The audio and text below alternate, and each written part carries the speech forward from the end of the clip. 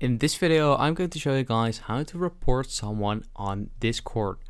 And this is pretty easy actually, but yeah, I'm going to show you guys it right now. So what you want to do is you want to go to supportdiscord.com, and this will take you over to this website right here, and you want to click on submit a request. And once you click on that, it says what can we help you with. So you want to select one of these, and I recommend just selecting trust and safety. And right here you want to fill in all this. So you want to fill in your email address, so your account email address, the report type, so you can select harassment, and all spamming and malware and all this stuff. So choose one that fits your report. Let's say spamming. Then right here you want to paste the message link in there.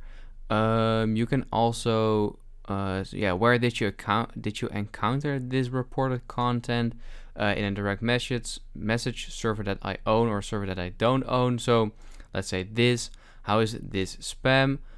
User sending is spam. This is spam what account. So for example, this one, fill in a subject, a description. Description just kind of explain the situation and stuff like that. And even though you've already linked the message, you can also attach a file like a photo or screenshot of the problem. And then as last, what you want to do is, I don't know if this is necessary, but I think this will help Discord a lot by reporting, if you want to report a certain person, you want to copy their ID link of their account. So let's say this account, I want to report this. You want to copy this account's ID.